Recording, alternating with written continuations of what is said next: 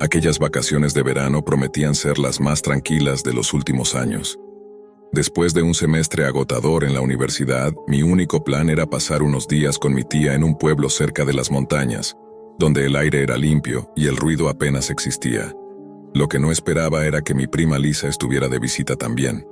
Ella siempre fue distinta, inquieta, brillante, y con una obsesión poco disimulada por el hacking, los misterios digitales y, sobre todo, la Deep Web. Fue durante una tarde de lluvia, con las ventanas empañadas y la casa en silencio, que Lisa propuso explorar un poco. Dijo que había leído sobre un sitio nuevo que no muchos conocían aún, una especie de sala de espectáculos clandestina, solo accesible mediante invitación en foros específicos de la Deep Web. La tienda de horrores de Chota, lo llamó con voz baja, como si el nombre en sí cargara una maldición. No me gustó el tono que usó, ni el brillo en sus ojos cuando lo mencionó. Pero la curiosidad pudo más. Con su laptop en las piernas, Lisa se puso a trabajar. Abrió Tor, activó una cadena de VPNs y navegó por varios portales cifrados hasta llegar a un enlace .onion que parecía inactivo. Luego ingresó un código que había conseguido en un chat oculto días atrás. Fue entonces cuando la pantalla se tornó negra y un texto rojo apareció. Bienvenidos al show, no hay vuelta atrás. El sitio pedía registro. Solo se aceptaban usuarios con direcciones verificadas en foros criminales, pero Lisa, precavida, ya había preparado todo eso. Nos logueamos con un seudónimo compartido. Dentro, la interfaz era extrañamente profesional. Todo oscuro, con una estética que recordaba a un teatro antiguo, cortinas negras, máscaras venecianas, candelabros en movimiento pixelado. Un contador marcaba 15 minutos para la próxima función. ¿Estás segura de esto?, le pregunté. Lisa no respondió, solo me lanzó una sonrisa cómplice. Cuando la cuenta regresiva llegó a 0, la transmisión comenzó. Una cámara fija mostraba una sala iluminada con luces tenues. Al centro una silla de metal con correas, y en ella un hombre, delgado, amordazado y claramente aterrorizado. Frente a él apareció una figura enmascarada, vestido con una túnica negra y una máscara blanca sin expresión. La voz que salió de los parlantes era distorsionada y grave, como si saliera de una caverna. Bienvenidos, miembros de la tienda de horrores. Esta noche, como siempre, ustedes deciden el destino de nuestras piezas.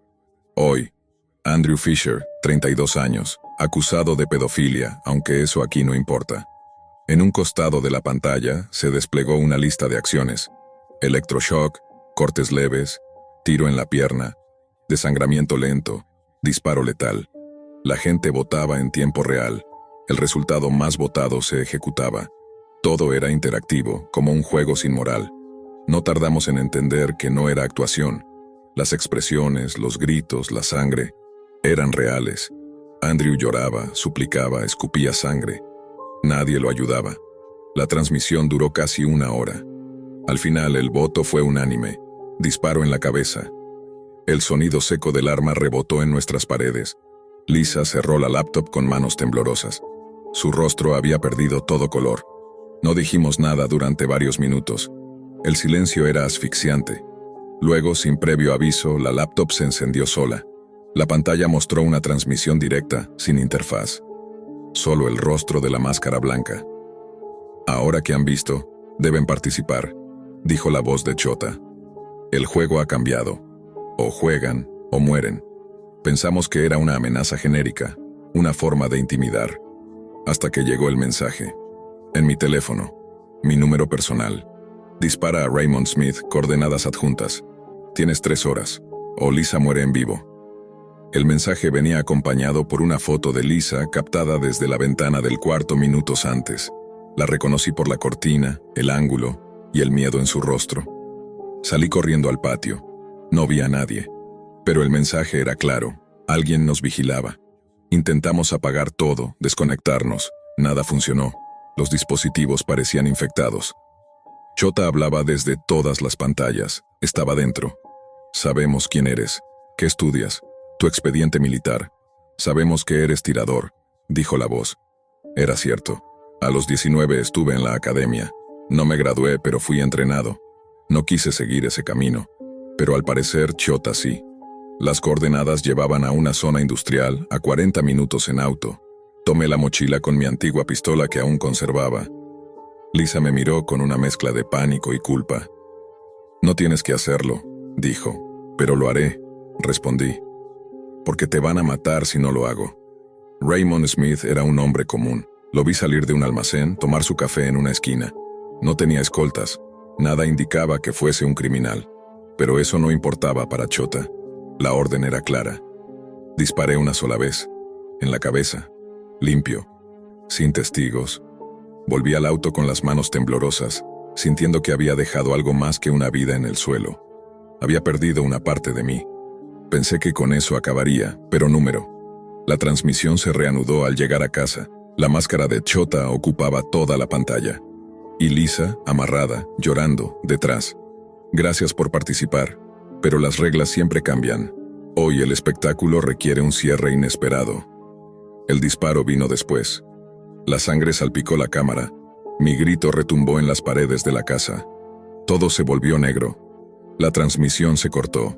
El sitio se desactivó. Pasé días en shock. No comí. No dormí. Pensaba en Lisa, en su cuerpo, en sus ojos suplicantes. Pero también pensaba en la máscara, en la voz, en el juego. Luego recordé algo. Un detalle ínfimo en la transmisión. Una luz intermitente detrás de Chota. Una cámara de seguridad, justo al fondo. Conozco esas cámaras. Las he estudiado. Reconozco la marca, la resolución. Sabía que algunas almacenan registros en la nube. Y si hay nube, hay metadatos. Con mis conocimientos básicos, logré interceptar parte del tráfico del video. Rastreé una dirección IP. Encontré un fragmento que parecía no estar cifrado. Contenía una secuencia de datos que, con algo de suerte, reveló un ID de placa. Una camioneta Ford Explorer, año 2012, con matrícula visible por milésimas de segundo. Detuve el video. Tomé nota. A partir de ahí comenzó mi cacería. El dueño del vehículo, Zachary Brown, con dirección en un suburbio a las afueras del estado. Lo seguí durante 2 días. Descubrí que vivía solo, pero no siempre. Algunas noches llegaban furgonetas, gente entraba, no salía. Preparé lo que pude, gas pimienta, un cuchillo, un taser, una grabadora, nada sofisticado. No era una operación profesional. Solo un tipo roto buscando respuestas. Y venganza. Esperé la madrugada. Entré por la parte trasera forzando la cerradura. La casa olía a humedad, metal y encierro. Bajé al sótano guiado por las voces. Lo que vi allí me persigue aún hoy. 2 niños, amarrados. Uno de ellos con vendas cubriendo los ojos. Temblaban. No grité, no los liberé aún. Primero busqué a Zachary. Lo encontré en la cocina. Lo reduje con el taser. Atado a una silla, le puse la grabadora frente al rostro. ¿Quién es Chota? ¿Dónde está? ¿Dónde tienen a Lisa? Zachary no se resistió. Habló entre dientes, con miedo. Dijo que Chota era solo una fachada, que detrás había una red más grande, que las transmisiones eran solo una parte de algo mucho peor, que Lisa ya no estaba. No quise oír más. Llamé a la policía con un número anónimo. Di las coordenadas. Luego me fui, me escondí. Pero antes supe una cosa más. Chota planeaba una nueva transmisión. Un gran espectáculo, según Zachary, en un viejo almacén abandonado en las afueras del condado. Allí iría, solo y armado. Las semanas siguientes fueron un constante estado de alerta. Me movía con cuidado, vigilando los alrededores del almacén que Zachary mencionó. No tenía certeza de qué me esperaba ahí, ni qué clase de monstruos acechaban, pero no podía darme el lujo de fallar. La policía apenas me creía.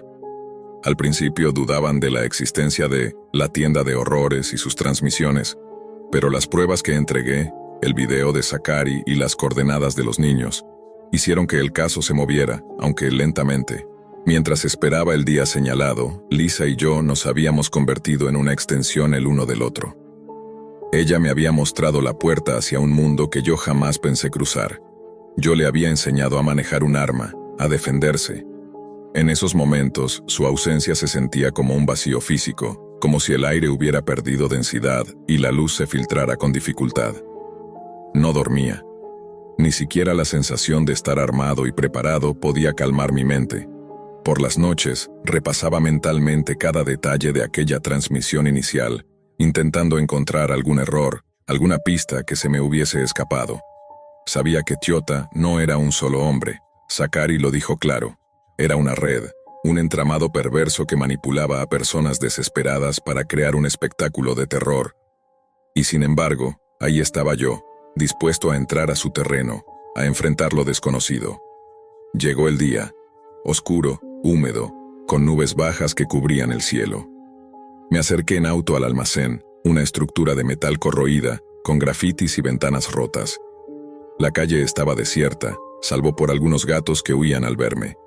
Entré con la grabadora en mano, el gas pimienta en el bolsillo, y el taser listo para cualquier emergencia. Dentro, el aire olía a moho y descomposición. Las luces parpadeaban con intermitencia, y al fondo, un murmullo constante se elevaba. Avancé con cuidado, sintiendo la adrenalina inundar cada músculo. Pronto, escuché voces. No eran muchas, pero eran firmes, intimidantes. La sala principal estaba acondicionada como un pequeño teatro. Sillas rotas, cámaras estratégicamente colocadas, cables colgando. En un lado, un grupo de 3 hombres encapuchados manipulaba equipos electrónicos. Sus rostros eran sombras. Al centro, la máscara blanca de Chota se proyectaba en una pantalla gigante. Me oculté tras una columna y escuché cómo planificaban la siguiente transmisión. Quería grabarlo todo. Cualquier palabra, cualquier señal que pudiera usar para derribar ese infierno. Entonces, uno de ellos notó mi presencia. Un grito alertó a todos y comenzaron a perseguirme. Corrí hacia una puerta lateral, esquivando muebles y cables, mientras el sonido de pasos y órdenes gritadas me seguía. Sentí un dolor agudo cuando uno me dio un golpe en el costado, pero no me detuve. Logré salir al patio trasero. Respiré con dificultad, las manos empapadas en sudor. Sabía que debía regresar, encontrar pruebas, encontrar a Lisa si es que aún estaba con vida. Regresé esa noche con un plan.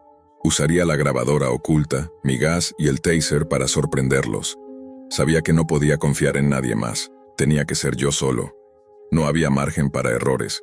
Poco a poco fui infiltrándome en sus comunicaciones internas, escuchando cómo se comunicaban con el público de la Deep Web, cómo cada voto se traducía en una atrocidad, cómo la gente desde el anonimato tiraba los hilos para alimentar esa macabra función. En esos días, me obsesioné con la idea de justicia. ¿Era yo justo? ¿Había cometido un error irreparable al matar a Raymond? ¿Podía salvar a Lisa y a esos niños sin convertirme en uno de ellos? Pero no había tiempo para dudas. Jota tenía el control, y yo debía quitarle las riendas. Las semanas que siguieron fueron una guerra invisible, un juego de sombras entre mis pasos y los de Jota. Había logrado infiltrar un poco más la red que mantenía el horror vivo, gracias a pequeños descuidos de Zachary y sus cómplices. Las grabaciones que logré tomar con la cámara oculta mostraban escenas que helaban la sangre. Torturas, votos crueles, una orgía de sufrimiento a la que nadie, ni siquiera yo, estaba preparado para enfrentar. Pero la esperanza apareció en forma de una oportunidad. Esa noche planeaban una transmisión especial, la más grande que habían hecho hasta entonces. Me preparé para ir por todo, armado con la grabadora para documentar, el taser para defenderme, el gas pimienta para neutralizar y el cuchillo para emergencias. Me adentré nuevamente en el almacén. Las luces parpadearon apenas crucé la puerta. Al centro de la sala la silla de tortura estaba lista. Las cámaras apuntaban a un escenario oscuro donde se suponía estaría la próxima víctima. Pero no era un desconocido. Era Lisa. Ella estaba amarrada, con la máscara puesta y lágrimas rodando por sus mejillas. Al verme, sus ojos se abrieron con una mezcla de terror y esperanza. «Tú no debiste venir», susurró con la voz débil. «No voy a dejar que esto siga», respondí. «Hoy se acaba». La máscara blanca apareció en la pantalla gigante y la voz distorsionada de Chota retumbó por todo el lugar. «Bienvenido, invitado especial. Veo que traes regalos, pero el show debe continuar». Fue entonces cuando los otros hombres encapuchados aparecieron, rodeándome. Comenzó la lucha. El taser se descargó sobre uno, el gas cegó a otro. Forcejeé, luché con la rabia de quien no tiene nada que perder. Pero la realidad fue dura. Me superaban en número. En un instante de claridad, logré activar la grabadora. Mientras me defendía, dejé que capturara la voz de Chota, sus amenazas, sus confesiones, su seguridad de que nadie podría detenerlo, su crueldad sin límites. En medio del caos, disparé al último hombre que me atacaba. La pistola retumbó. Caía, pero no sin antes lanzar una advertencia. Esto es solo el principio. Finalmente, Chota quedó herido, desarmado. Lo grabé con la grabadora en mano, su rostro sin máscara, su verdadera identidad expuesta. Sus ojos llenos de odio y desesperación. La policía llegó poco después, alertada por mi llamada anónima. Arrestaron a Chota y sus cómplices. Los niños fueron liberados y Lisa, aunque viva, nunca volvió a ser la misma. Yo pagué un precio alto. El asesinato de Raymond me persigue cada día. La muerte de Lisa, aunque vengada, dejó una cicatriz imborrable. Y el conocimiento de que en la Deep Web, los monstruos no solo existen. Reclutan, manipulan y convierten espectadores en cómplices. En el silencio posterior, mientras las sirenas se alejaban, comprendí que algunas puertas, una vez abiertas, nunca se pueden cerrar del todo. El trabajo en la Deep Web tenía sus reglas no escritas, y aunque muchos no las aceptaban, él las cumplía con rigor. Secuestrar objetivos y entregarlos a empleadores anónimos se había vuelto una rutina para él y Sam, su socio desde hacía años en ese oscuro mundo de sombras y códigos cifrados. La mayoría de los objetivos eran personas con recursos, de esas que podían pagar rescates exorbitantes.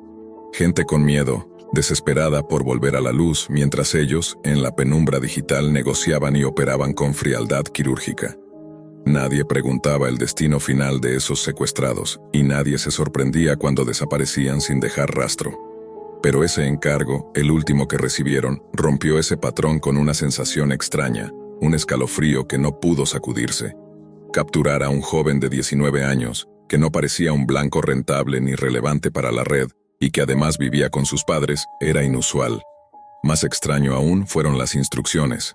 Usar carfentanilo, un tranquilizante demasiado potente, casi letal en dosis pequeñas, como si quisieran asegurarse que el objetivo no se moviera, no respirara siquiera. Algo no cuadraba. Al recibir el aviso, él y Sam debatieron brevemente. ¿Carfentanilo? ¿No es demasiado para un chico que ni siquiera tiene nada? ¿No será un error?, dijo él, intentando entender. Sam, más pragmático, encogió los hombros. Puede que sea una orden directa o un tipo que no quiere problemas. Mejor ir seguros, pero yo uso algo más suave, por las dudas. Finalmente decidieron confiar en su juicio y usar un tranquilizante menos agresivo. Llegaron al vecindario discreto, una calle tranquila llena de casas idénticas con jardines bien cuidados, coches estacionados con pulcritud, la fachada de la vida común. El joven, su objetivo, parecía insignificante desde fuera. No tenía vigilancia especial, ni rutina complicada. Lo vieron desde la distancia varias horas, observando cómo pasaba el día encerrado en su casa, ajeno a cualquier mundo exterior más allá de la pantalla que seguramente absorbía sus ojos. Cuando llegó la noche y la operación se activó, el protagonista fue quien disparó el dardo tranquilizante. La aguja silbó en la oscuridad y alcanzó al joven en el hombro. Pero la reacción fue desconcertante. El chico no se desplomó, ni gritó, ni se resistió.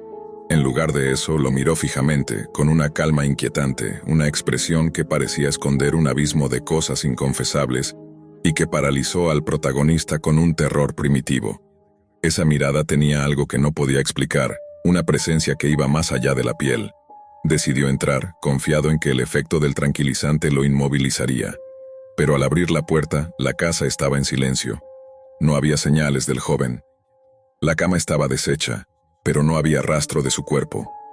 Solo encontró la ropa esparcida en el suelo, como si el chico se hubiera despojado de ella en la huida. Su corazón latía con fuerza. La atmósfera comenzó a cambiar. Los ruidos provenientes del sótano hicieron que el aire se volviera denso, y una oleada de miedo lo inundó. Sam, quien lo había seguido, de repente fue atacado con una violencia inesperada. Su grito se ahogó en la penumbra cuando fue arrastrado hacia abajo, hacia el sótano, dejando tras de sí un eco de horror imposible de ignorar. Sin pensarlo, el protagonista corrió tras él, bajando los escalones con el pulso acelerado y la mente sumida en un caos de preguntas sin respuesta. Lo que encontró en el sótano fue un abismo de pesadilla. Allí estaba la criatura, una forma retorcida y grotesca, con rasgos humanos distorsionados, piel que parecía cosida a desgana, garras afiladas y una mandíbula desencajada que se extendía en una mueca terrorífica mientras devoraba a Sam. La comprensión lo golpeó con brutalidad.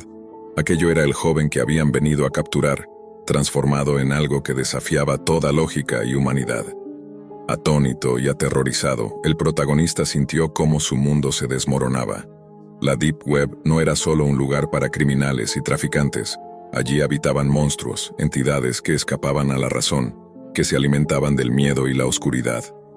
Su vida, su moral y su cordura pendían de un hilo tan fino como la red invisible que lo había traído hasta ese punto. Sabía que ya no podía volver atrás. Cambió su identidad, borró todo rastro, abandonó la vida que había llevado hasta entonces. Pero el monstruo en el sótano no era solo una amenaza física, sino un símbolo del peso de sus propias acciones y arrepentimientos. El día antes de la operación, el protagonista repasaba una y otra vez los detalles del encargo, buscando alguna pista que justificara el uso de un tranquilizante tan letal como el carfentanilo. La Deep Web era un mercado caótico donde las órdenes venían de voces anónimas y él nunca preguntaba por qué, solo cumplía. Pero esta vez algo le revolvía el estómago. Quizás era la juventud del objetivo, o la simplicidad de la misión. En otros casos, sabía que al menos habría una razón, el dinero, la política, las venganzas, pero este encargo parecía distinto. Sam no parecía tener esas dudas. Para él, cada trabajo era simplemente un paso más para sobrevivir y mantener su posición en la red subterránea. No hay lugar para debilidades aquí, solía decir. Y esa frase le resonaba ahora con fuerza, como un eco vacío en su mente. Cuando llegaron a la calle, el silencio era absoluto, roto solo por el murmullo lejano de algún vehículo. La casa donde vivía el joven era modesta, pero bien cuidada, con las luces apagadas y la persiana baja. Al vigilarlos desde la distancia, observaron cómo la rutina del chico parecía casi monótona. Encendía una lámpara, se sentaba frente a un escritorio, y la luz azul de la pantalla iluminaba su rostro pálido durante horas. El protagonista sentía una mezcla de incomodidad y fascinación. Había algo en la quietud del joven que le recordaba a sí mismo, o tal vez a lo que había sido antes de entrar en este mundo oscuro. La brecha entre su pasado y su presente se hacía más evidente a cada momento. Cuando el momento llegó, la tensión se volvió insoportable. Al disparar el dardo, esperaban que el chico cayera instantáneamente. Pero en vez de eso, la calma con la que los miró le heló la sangre. Esa mirada, fija y profunda, fue como un puente hacia un abismo donde se escondían secretos inimaginables.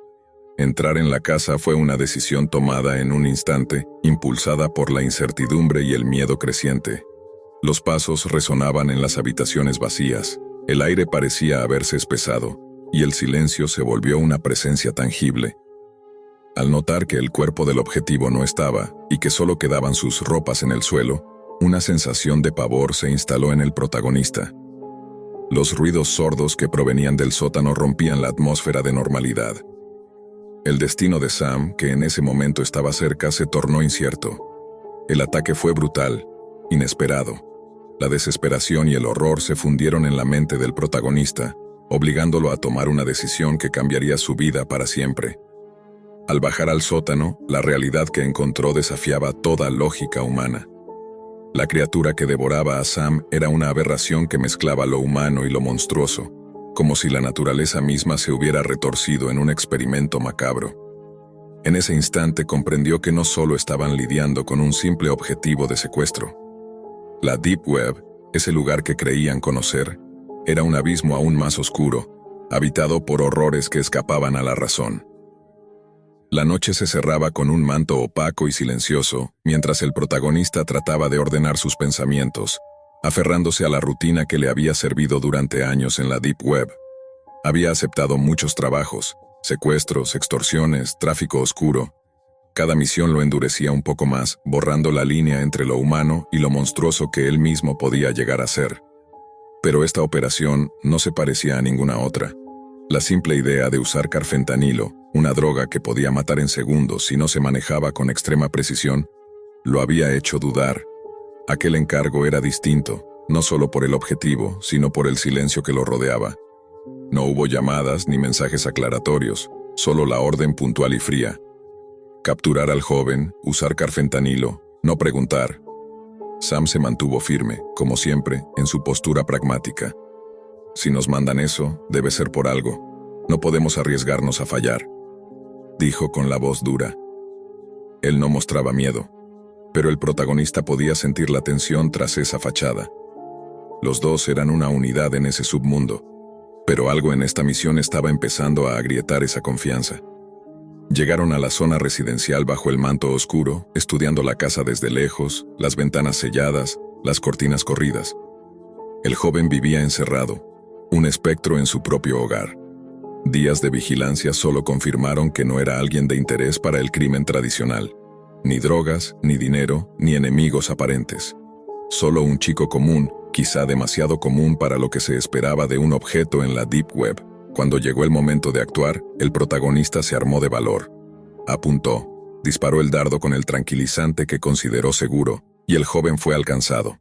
Pero en lugar de caer derrotado, el chico lo miró con una calma terrible, como si conociera cada movimiento, cada intención oculta tras la operación. Esa mirada era más que miedo o desafío. Era un abismo que parecía absorber la luz y la esperanza. Al ingresar en la casa, no encontraron cuerpo alguno, solo un rastro inquietante, la ropa esparcida en el suelo, como si el joven se hubiera desvanecido. El aire se volvió denso, la atmósfera saturada de una energía oscura y presagios.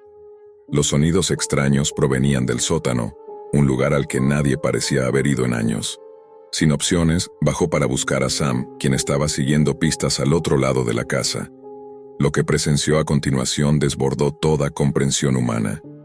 La criatura era una pesadilla viva, un ser con piel tirante y mal cocida, con garras afiladas y una mandíbula grotescamente desencajada. En su interior reconoció los rasgos del joven, pero la humanidad que una vez tuvo se había diluido en una masa monstruosa. Mientras devoraba a Sam, emitía un sonido gutural que rompía el silencio con una brutalidad atroz. El protagonista sintió cómo el terror lo paralizaba, cómo la línea entre la realidad y la locura se desvanecía. Corrió, huyó sin mirar atrás, con la certeza de que algo había cambiado para siempre. La Deep Web no era solo un lugar de crimen humano, era un pozo de abominaciones que desafiaban toda lógica. Desde ese día, el protagonista desapareció. Cambió su identidad, borró su pasado, abandonó a Sam y esa vida que lo había consumido. Pero la sombra del monstruo lo perseguía en sus pesadillas, un recordatorio constante de que no hay red que pueda salvarte de lo que realmente acecha en la oscuridad. El protagonista se refugió en una ciudad lejana, adoptando un nuevo nombre y un nuevo rostro. Pero la realidad no tardó en alcanzarlo. Su mente, fragmentada por la experiencia, comenzó a desmoronarse. Sabía que el monstruo en el sótano no era una anomalía aislada, sino una manifestación de un mal profundo que habitaba en la Deep Web, un abismo sin fondo donde lo humano y lo inhumano se entrelazaban. Con el tiempo se volvió paranoico, desconfiando de cualquier sombra, escuchando ruidos que solo él podía oír.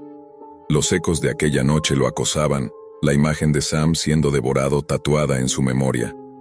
Atrapado entre la culpa y el miedo, intentó buscar respuestas en la misma Deep Web que le había dado su vida oscura, pero encontró solo fragmentos, rumores sobre experimentos imposibles, entidades que se alimentaban del miedo y que se manifestaban solo para aquellos que se atrevieran a mirar demasiado profundo. Un día, al revisar viejos mensajes cifrados, encontró un enlace a un foro prohibido, un lugar donde usuarios compartían relatos similares, desapariciones, encuentros con seres imposibles. Allí comprendió que la criatura que había visto no era única. Eran monstruos que existían en las grietas digitales y físicas, y que algunos empleadores usaban como armas o como castigos. Con la última chispa de su cordura, entendió que no podía huir más. La red lo había atrapado para siempre. Y así, encerrado en su nuevo apartamento, vigilando las sombras, esperando que el monstruo no volviera por él, comprendió que el precio de la Deep Web no era solo la muerte física, sino la destrucción del alma. Todo comenzó como un experimento universitario. Marcos, un estudiante de informática de 21 años, siempre había sentido una mezcla de fascinación y escepticismo por los rumores sobre la Deep Web. Entre los pasillos del campus, no era raro escuchar leyendas urbanas sobre mercados ilegales, videos malditos y foros secretos, donde supuestos asesinos compartían sus historias. Durante una noche cualquiera, entre cervezas y risas con sus compañeros de residencia, surgió el tema de Tor y la Hidden Wiki. ¿Nunca lo has intentado?, le preguntó Roberto, un tipo excéntrico que estudiaba criminología y al que todos apodaban el hacker del quinto. Lo he leído, pero no me animo. Me da que todo eso es puro cuento o puro virus, respondió Marcos. Puro cuento no. Puro virus, tal vez sí, rió Roberto. Pero si sabes lo que haces, puedes entrar y salir como un fantasma. Esa misma noche, con la curiosidad al máximo, Marcos descargó el navegador Tor. La configuración fue sencilla, demasiado sencilla, pensó. Una vez conectado, accedió a la Hidden Wiki, el índice de enlaces más famoso de la Deep Web. Lo que encontró allí era una mezcla de absurdos, estafas y curiosidades. Libros prohibidos, blogs de conspiraciones, foros de hackers y, como no, tiendas de marihuana. Tras navegar un rato y sentirse confiado, compró una pequeña cantidad de cannabis a través de un sitio que aceptaba criptomonedas. La transacción fue fácil. 2 semanas después, el paquete llegó a su casillero, sin rastros, sin sospechas. Aquello alimentó su confianza y su imprudencia. Marcos empezó a pasar más tiempo dentro de Tor, como si fuera un universo paralelo que solo él conocía. Comenzó a hablar con otros usuarios, primero en foros, luego en chats privados. La mayoría de las conversaciones eran banales, pero poco a poco fue descubriendo puertas más oscuras. Un usuario llamado ND Triad le habló sobre una versión sin censura de la Hidden Wiki, con secciones ocultas a las que solo se accedía desactivando el filtro de contenido seguro. Lo hizo, y fue ahí cuando todo cambió. La nueva versión del sitio era otra cosa. Sin advertencias ni restricciones, se abrían enlaces con títulos explícitos. Desollamientos reales, colección 911 original sin censura, All the Gore, el sótano del dolor humano. Marcos dudó, pero la inercia de su curiosidad lo empujó. Entró al último enlace. All the Gore no era una página estática. Era una sala de chat incrustada en una interfaz negra, apenas iluminada por letras rojas y un listado de usuarios activos. Había nombres como Bonecracker, Funeral Box, Admin 1 y Culture 045. Lo primero que vio fue una imagen, insertada sin censura, una mujer atada, visiblemente herida, con los ojos llenos de terror. Acompañada de un mensaje: otra más para la colección. Grabada anoche en mi cabaña, se llama Carla, pero ya no importa. El mensaje lo firmaba Culture 045. Marcos sintió un vuelco en el estómago. Le costó saber si era real. Los demás usuarios respondían con emojis grotescos, aplausos virtuales y frases como «arte puro» o «quiero el audio». Durante los días siguientes regresó al sitio, cada vez más atrapado entre la repulsión y la necesidad de entender qué estaba viendo. Los usuarios compartían imágenes, relatos detallados de crímenes, hasta fragmentos de videos. Era demasiado, lo sabía. Pero una parte de él necesitaba comprobar si todo aquello era real, o un montaje de locos con acceso a efectos especiales y Photoshop. Una noche, completamente solo en su habitación, vio algo que lo quebró. Un nuevo post de Culture 045. Era un video, apenas de 40 segundos, con el rostro de una joven aterrorizada. El archivo tenía nombre: previernesculture.mkpa5. En la descripción decía: pronto sabrán lo que es arte real. Escogí a la próxima por sus ojos tan vivos. Se llama Julia Marcos, no pudo más. Escribió en el chat entre el temblor de sus manos: están enfermos. Lo que hacen es criminal. Ya verán cuando alguien los denuncie. El chat se detuvo. Una pausa fúnebre, como si todos hubieran volteado a mirarlo. Pasaron 3 segundos y alguien escribió: Admin 1. Sabemos quién eres, Marcos. Se le heló la sangre. Salió del chat. Cerró Tor. Desconectó el wifi. Apagó el ordenador. Pero no pudo dormir. Cada crujido, cada sombra en su cuarto lo sobresaltaba. A las 3 de la madrugada, su laptop, apagada, se encendió sola. La pantalla parpadeó y se activó la cámara. En el monitor vio su propio rostro mirando horrorizado. Corrió a cubrir la lente. El sistema operativo lanzó un mensaje emergente: ¿nos ves ahora? Encendió su teléfono para pedir ayuda. No tenía señal. Luego llegaron los mensajes: ¿querías jugar al héroe? No llames a la policía o Julia morirá esta noche por tu culpa. Bloqueó el número. Otro mensaje llegó desde otro remitente: Activa el programa. Lo acabamos de instalar por ti, o serás el siguiente. Se dio cuenta entonces de que su equipo había sido infectado con malware. Intentó usar otro dispositivo, pero todos estaban comprometidos. El virus se había propagado como fuego. Hasta su impresora escupió una hoja con una imagen, la chica del video, y un plano de su propio edificio. Desde su ventana vio una silueta en la calle. Alguien parado frente a su apartamento, bajo una farola. No se movía. Volvió a conectar el wifi buscando eliminar el virus, pero todo parecía controlado remotamente. El cursor se movía solo. Carpetas se abrían, archivos eran borrados. Finalmente el escritorio se vació y apareció una sola carpeta nueva. Tu final entró. Solo había un archivo. livenow.strm. Marcos no sabía si abrir el archivo. Sus manos temblaban mientras observaba el nombre del video, livenow.strm. Al final, como hipnotizado, lo hizo. La transmisión comenzó con interferencias, líneas grises cruzando la pantalla, y luego un plano fijo de un sótano mal iluminado. En el centro, atado a una silla metálica, había un niño de no más de 10 años. Su rostro estaba cubierto con una venda ensangrentada. Lloraba. Una figura enmascarada entró en escena, portando un cuchillo quirúrgico. No hablaba, pero frente a la cámara colgaba un cartel pintado a mano. ¿Estás disfrutando, Marcos? Marcos se apartó de la pantalla. Vomitó sobre la alfombra. La transmisión seguía. Las notificaciones no paraban. Llegaban desde una app desconocida que apareció súbitamente en su celular. Si cierras la ventana, el niño muere. Si tomas una captura, el niño muere. No hagas nada, estúpido, Marcos. En ese momento entendió que estaba atrapado, que lo habían convertido en testigo y rehén a la vez. Ya no era solo un espectador morboso, ahora era parte de ese mundo. No sabía qué era peor, ver el horror o no poder hacer nada para evitarlo. Las luces de su apartamento comenzaron a parpadear. Intentó apagar el router, pero estaba bloqueado con una contraseña que no había puesto él. Los ventiladores internos de su laptop rugían como si fueran a explotar. Todo estaba bajo su control, pero no bajo su poder. Recibió una llamada. El número era local. Contestó con voz temblorosa. ¿Hola? Una voz metálica, distorsionada, respondió. ¿Sabes cuántos como tú hay ahora mismo viendo esto sin hacer nada?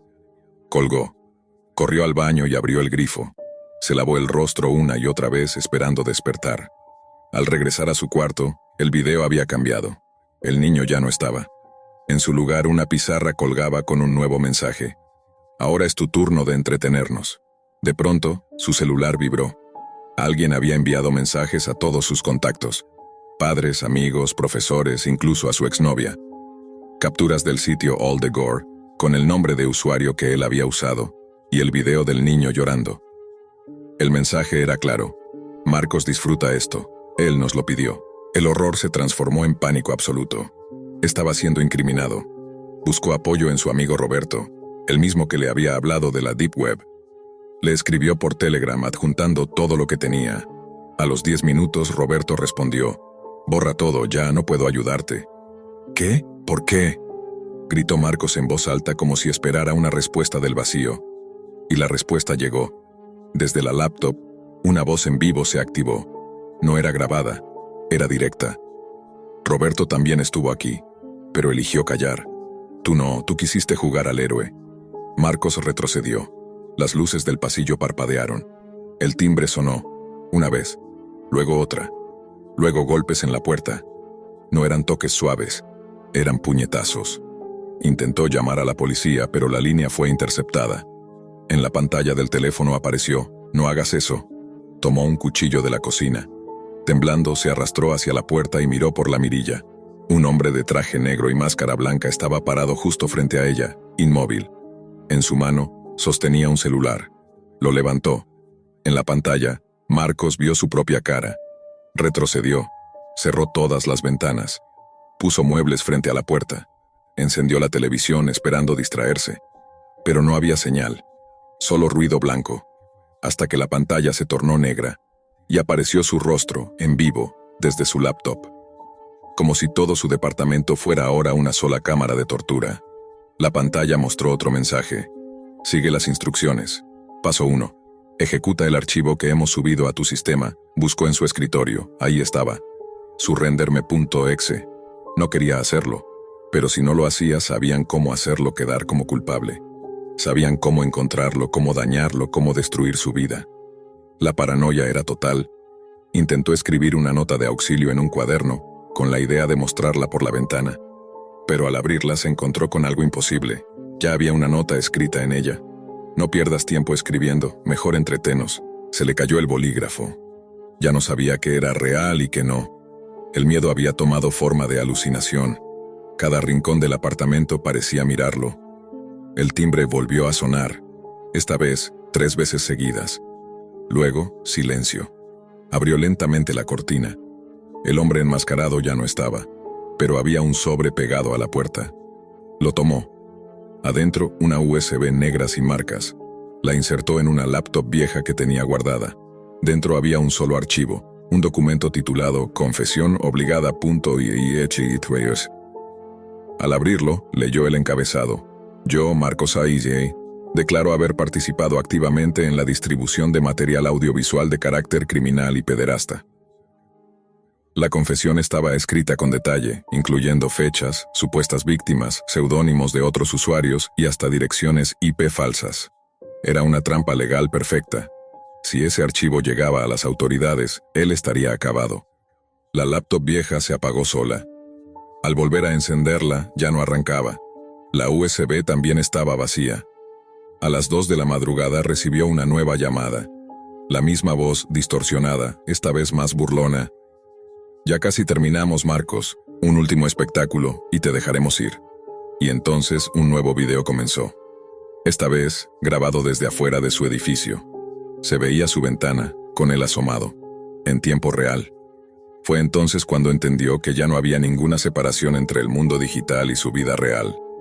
Marcos retrocedió del vidrio como si su ventana se hubiera convertido en un ojo. No sabía si salir corriendo, destruir sus aparatos o simplemente rendirse.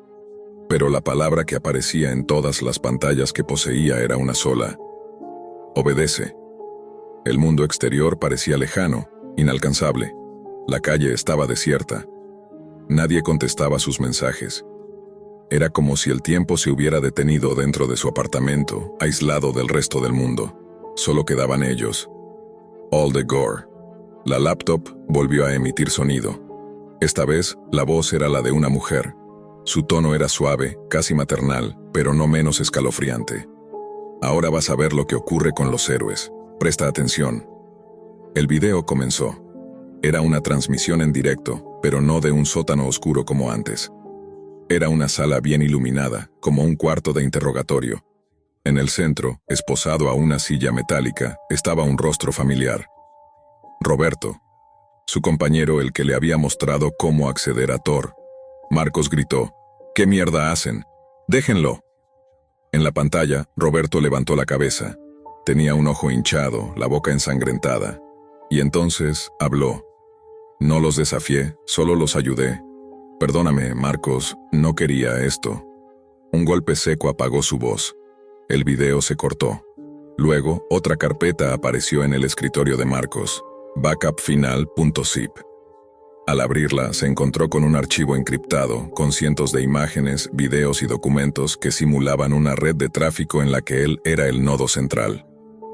Era una condena digital fabricada, pero tan convincente que ni un jurado lo dudaría. En segundos, todo ese contenido comenzó a replicarse automáticamente. Google Drive, Dropbox, Mega, incluso carpetas de la nube universitaria. Cualquier lugar donde había iniciado sesión alguna vez, ahora era un nuevo almacén del horror. Intentó borrarlo todo, pero no tenía permisos. Intentó apagar el router, pero ya lo habían bloqueado físicamente. Cada intento de defensa era inútil. Fue entonces cuando pensó por primera vez en una salida radical. El suicidio. No por cobardía, sino porque pensó que era la única manera de detener la tormenta. Pero justo cuando iba a escribir una carta de despedida, escuchó un sonido en su puerta. Esta vez no era un golpe.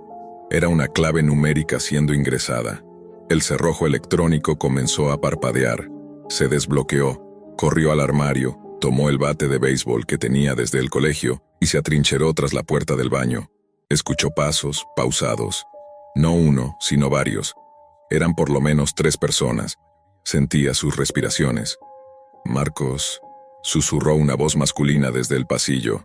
Ya estamos aquí, solo venimos por lo que nos debes. Y entonces, silencio. Solo el zumbido eléctrico de la laptop y los latidos de su corazón, pero cuando finalmente empujaron la puerta del baño, irrumpió otro sonido. Policías. Policía, al suelo, arma en mano.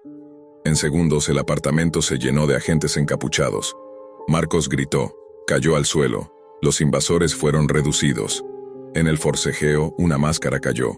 Era Culture 045. Su rostro era común, un tipo cualquiera. Ni monstruo, ni bestia. Solo un hombre, pero con ojos vacíos. Los agentes aseguraron el perímetro. Le dijeron a Marcos que habían sido alertados por rastros de tráfico ilegal vinculados a su cuenta universitaria, que lo estaban investigando como sospechoso, pero que, al notar la actividad anormal, intervinieron de emergencia. Culture 045 y Admin 1 fueron arrestados. El sótano donde torturaban fue localizado. El niño del video fue rescatado con vida. También se encontraron decenas de discos duros, grabaciones y confesiones automáticas. Los agentes habían estado monitoreando las redes desde hacía meses, pero necesitaban una pieza final. Y Marcos, sin saberlo, había sido el catalizador.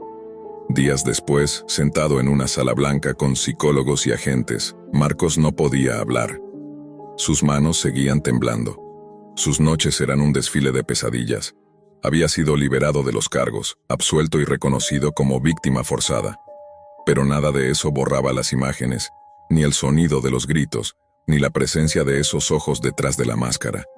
Volvió a su casa semanas después. Todo estaba sellado. Quemó su laptop, cambió su número, destruyó su router, pero aún sentía que alguien observaba, que en algún rincón del mundo otra sala de chat lo tenía registrado. Un día en la universidad, al abrir un libro de texto que había dejado en la biblioteca, encontró una nota dentro. Era un papel doblado en 4 con una sola frase escrita: «La próxima vez, no serás tan afortunado».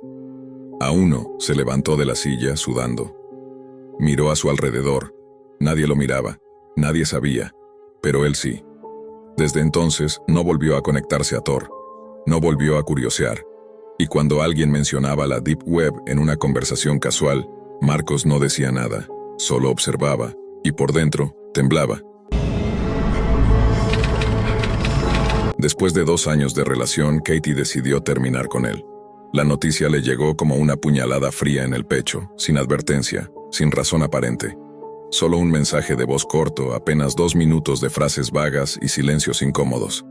«No eres tú, soy yo. Necesito espacio, estoy confundida». Para Samuel esas palabras no significaban nada. Solo eran códigos vacíos disfrazando el abandono. Los días siguientes fueron un descenso en espiral. Cerró sus redes sociales, dejó de asistir a clases y apenas comía. Lo único que mantenía encendido era su laptop, que parpadeaba en la oscuridad de su habitación como un faro para su desesperación. Las noches se convirtieron en madrugadas sin fin, navegando por foros, viendo videos de teorías conspirativas, hundiéndose en la toxicidad de comunidades online donde el dolor era compartido y la venganza celebrada. Fue en una de esas madrugadas que leyó un comentario extraño en un foro semiabandonado. «Si de verdad quieres castigarla, entra a la lista. Nadie queda impune en Navidad». El mensaje estaba acompañado por un enlace encriptado que requería Tor para acceder. Sin pensarlo 2 veces, instaló el navegador y configuró una VPN, algo que ya sabía hacer gracias a su historial en foros tech. La página tardó en cargar. Fondo negro, letras rojas parpadeando como luces navideñas. «Bienvenido a la lista de los traviesos». Debajo, un texto ornamentado como postal. «Santa lo ve todo. Ayúdanos a castigar a quienes han sido malos este año». La interfaz parecía un juego macabro. Había categorías divididas con nombres infantiles, pero con descripciones siniestras. Elfo en la estantería, burlas, memes, hackeos menores. Campus, doxing, arruinar reputaciones, sabotaje digital. Campos helados, sin descripción, solo una advertencia. Aquí no hay vuelta atrás. Pero la que más llamó su atención fue una en medio. El ladrón de trineos. Un subtítulo se desplegó al pasar el cursor. Para los que robaron tu alegría. Un regalo de vuelta. Samuel no necesitó más. Hacía horas que había estado preparando una carpeta con fotos de Katie, capturas de conversaciones, imágenes íntimas que alguna vez compartieron en confianza. Añadió sus perfiles de Instagram, Facebook y TikTok. También su ciudad, e incluso mencionó su lugar de trabajo, una tienda de ropa en el centro. No puso su dirección, algo en él aún creía que eso sería cruzar la línea. Presionó enviar. La página se recargó con un sonido de campanas y una animación de Santa riendo. ¡Oh, oh, oh! Gracias por tu regalo. No te preocupes, Samuel. Santa se encargará de los traviesos este año. No había opción para rastrear el envío, ni contacto alguno. Solo un foro de comentarios en donde otros usuarios compartían resultados sin nombres ni pruebas. Samuel no estaba seguro de qué esperaba. ¿Una filtración? ¿Una oleada de odio en redes sociales? ¿Una noticia viral? Pero durante los días siguientes no pasó nada. Revisaba a diario los perfiles de Katie, que seguían activos. Fotos nuevas, historias con amigas, promociones en la tienda. Ella estaba bien. Vivía su vida como si nunca lo hubiera herido. Eso lo enloquecía aún más. ¿Y si fue todo una farsa? Pensó. ¿Un juego para gente desesperada como yo? Hasta que, una semana después, tocaron la puerta de su apartamento. 2 oficiales de policía, cara seria, sin rodeos. ¿Usted es Samuel Ruiz? Sí, ¿qué ocurre? Queremos hacerle unas preguntas sobre Katy Delgado. Al parecer es su exnovia. Está desaparecida desde el sábado. No llegó a casa después de salir de compras. Samuel sintió un zumbido en los oídos. Su garganta se cerró por un segundo. Hace semanas que no la veo, no hablamos, terminamos. Le hicieron más preguntas, revisaron su teléfono, con su consentimiento, y se marcharon sin cargos. Pero desde ese momento, algo cambió en él. Cada día que pasaba sin noticias de Katy, el silencio pesaba más. Intentaba convencerse de que era una coincidencia, que su publicación no tenía relación, que ella simplemente se fue. Pero las dudas lo devoraban por dentro. Volvió a entrar a la lista. El foro había cambiado. Ahora había una nueva sección, regalos entregados con títulos sin nombres, solo fechas y emojis macabros. Buscó el día en que envió su información. Una entrada destacada lo recibió. La traviesa del trineo ha sido envuelta con cuidado. Tan y un comentario debajo. Jo, jo, jo, qué dulce se veía en su saco. Samuel vomitó sobre el teclado. Cerró el navegador, apagó el router. Pero ya era tarde. No podía deshacer lo hecho. Cada noche soñaba con ella, con su voz, con su risa y con el saco. Los días siguientes fueron un infierno de paranoia. Revisaba las cámaras del edificio, desconfiaba de los vecinos y se sentía observado constantemente. No podía dormir. No podía comer. En su cabeza una frase se repetía sin cesar. La lista de los traviesos. Katy, debiste haber sido buena. Desde aquella visita policial, Samuel comenzó a experimentar una transformación sutil pero insidiosa. Ya no era simplemente un joven dolido por una ruptura. Se había convertido en alguien a la defensiva, paranoico, encerrado en un mundo donde cada sombra tenía ojos y cada sonido podía ser una señal. Sentía que algo, o alguien, lo observaba. No desde la calle o desde su ventana, sino desde las profundidades mismas de la red. No podía dejar de pensar en la web. Volvía cada noche, como un adicto. Intentaba convencerse de que necesitaba respuestas, pero lo cierto era que algo más lo jalaba hacia ese lugar. Era como si la lista lo reclamara, como si no hubiera terminado con él.